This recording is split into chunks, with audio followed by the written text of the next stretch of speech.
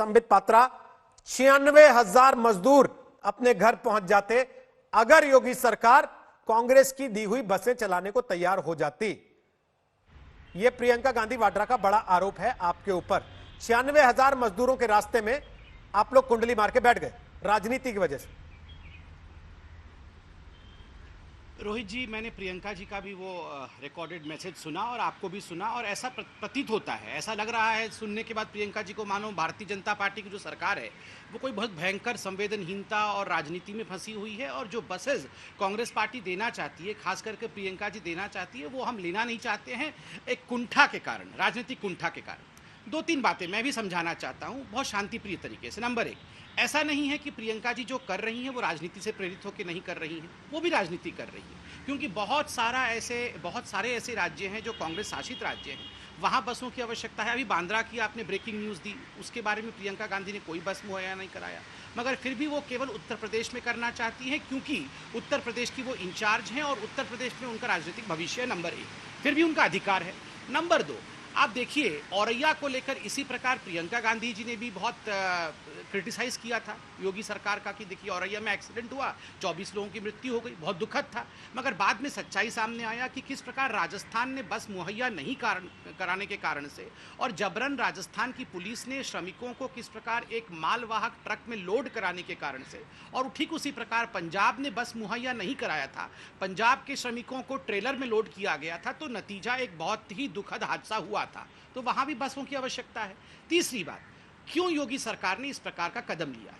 देखिए, कोई तू मैं नहीं, कागजों के साथ समझा देता हूं। 3 सेट मेरे पास कागज हैं और मैंने बिल्कुल सरकार, उत्तर प्रदेश की सरकार से मंगाया है। सबसे पहले सबसे बड़ा खेप, देखिए कानून तो महत्वपूर्ण है, वो चीफ मिनिस्टर हैं तो कानून का तो पालन उन्हें भी करना पड़ेगा।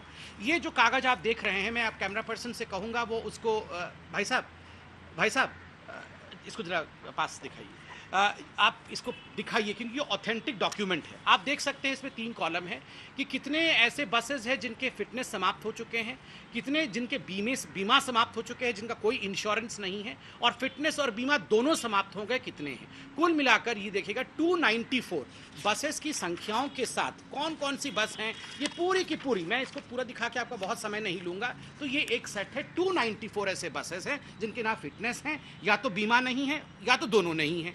दूसरी कैटेगरी है जिनका कोई, ये नंबर्स हैं आप देख सकते हैं, इन बसेस के कोई भी डाटा पोर्टल में अवेलेबल नहीं है।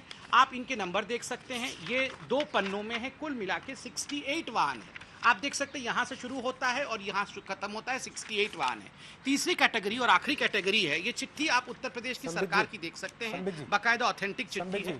इसमें कुल मिला के ऑटो और अन्य वाहन, आप जो बातें बोल रहे हैं वो साथ में ग्राफिक के तौर पर टीवी पर चला रहे हैं, पहली चीज, क्योंकि ये सारी बातें दिनेश शर्मा बोल चुके हैं। देख नहीं पा रहा, आप जिसको 294 कह रहे हैं, दिनेश शर्मा उसको 297 कह रहे हैं। कांग्रेस की लिस्ट में घोटाला है तो आपके दस्तावेज में भी घोटाला है सर। आप लोगों के घोटाले के चक्कर में सर वो आम आदमी क्यों मार खाए, मजदूर जो बेचारा सड़क पे धक्के खा रहा? नहीं, मैं बताता हूँ, मैं देख नहीं पा रहा हूँ कि वहाँ, क्योंकि टीवी नहीं है मेरे, मैं बता रहा हूँ सर आपको, वो सारी बातें जो दिनेश शर्मा जी ने बताई, जो आप पढ़ के बता रहे हैं, वो ग्राफिक्स के तौर पे हम चला रहे हैं साथ में। आपने अच्छा किया बता दिया, कोई बात नहीं रोहित जी, अच्छा किया बता दिया, इसलिए मैंने आपका समय बचा लिया। देखिए, क्योंकि बाहर हूँ इसलिए देख नहीं पा रहा हूँ, अच्छी बात है आपने बता दिया। कुल मिला के 460 ऐसे बसें बनती हैं जिनका कि संभव नहीं है सड़क पे चलना। बाकी अधिकांश बसें किसकी हैं? वो राजस्थान परिवहन की। आप भी समझते हैं राजस्थान के परिवहन की बसेस को चलाने के लिए राजस्थान की सरकार और यूपी की सरकार को, दोनों को मिलित कार्यवाही करनी पड़ेगी। राजस्थान के परिवहन की बसें अगर एआईसीसी किराए पर लेकर आपको दे रही है तो आपको आपत्ति क्या है? आपको अगर शादी में जाना हो तो किराए पे बसें लेते हैं कि नहीं, टूरिज्म की भी और परिवहन की भी, और ऐसे ही मजदूरों को उठाने के लिए अगर वो परिवहन की बसें लेकर दे रहे हैं तो आपको आपत्ति क्या है इस पे? मैं आपको बस में बैठने से मतलब है, आम खाने से मतलब है कि पेड़ गिनने से?